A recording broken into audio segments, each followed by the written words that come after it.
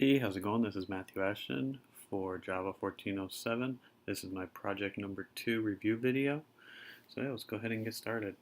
So, as you can see, I have it here in portrait mode, and I have a spinner control. If you go ahead and click on this, it brings up the spinner options here for all the different games. And if you go ahead and click on a game, it actually brings up a completely different view with details of it. And it's being passed in with the date, the opponent, and also the location. You can see we can go back, select a new item. Everything's been changed. Obviously, it is unique to that specific item in the spinner. So now I'm going to go ahead and change the orientation to landscape. And as you can see now, it is a list.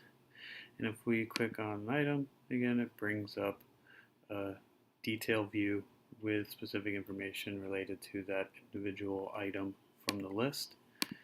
And again, it is different, going back and forth. Cool. So now let's go ahead and go right into the code. And also I have the rubric here that we can go back and forth on. So this is the main activity, and obviously I have it set up to where it detects whether or not there's either the spinner or the list view, and then depending on which one is there, it knows whether it's going to be in your landscape mode or the regular layout. I have it's the same XML file in both, so that way it just knows which one to detect, and then that's the one that it knows to go with, and which one to fill all the values in. And then, as you can see here for the spinner, I do have a separate class Java file here for the United games, just getting some very basic information to set, and that's the date, the opponent, and the location. You see, going back to here, that's what is being put into it. I see the 3 different strings there, and then also I go ahead and set it as the adapter, and then the on item selected. This little part right here, this basically determines on whether or not it should actually go ahead and run the on item selected, because I was noticing that when I first tried to do it, it would automatically try and run the start activity, and that was obviously not what I wanted. You wanted to actually select something. So I did a little research and found that this is a great way to detect whether or not it's the initial loading of it, or if it's one that's actually been selected. Now to pass data back and forth between the 2 different views, as you can see I do have the 2 different views there, or 2 different activities I should say, with the main and the detail. I used intent, and it was really simple to go ahead and go through.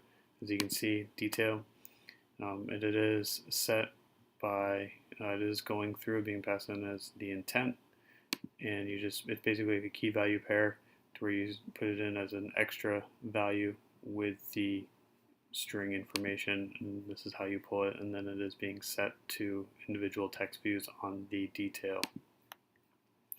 This is for the list, and again, same information being compiled into the list. Have the adapter, and basically the same exact thing to start the activity being passed through as intent. Again, I tried to make it as simple as possible, and it does cover all the different areas here. If we go ahead and look at it, see structured efficiently, proper methods and constructs. The adapter view data source is a construction of custom objects. Again, it is its own separate class. Each individual item or each individual object is being passed into it. So it does, like I showed, the landscape and portrait orientation. And again, here I have 2 different layout folders, the main one for portrait and then one for landscape, and then it chooses based on whether or not it detects a spinner control or not. So you are able to obviously, I said, click on the individual ones to bring up the separate activity, and then of course go back.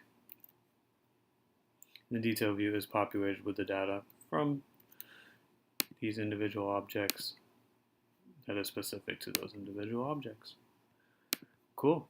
So that's it. Again, it was a pretty great week. It took me a while to get used to it at first, but yeah, tying everything using intent was really easy, and I thought that it's a great way to go about passing data between 2 different views or activities. Cool. So that's it. Again, this is Matthew Ashton. This is my this is my Project 2 review video, technically week 3. Cool. I'll see you guys later.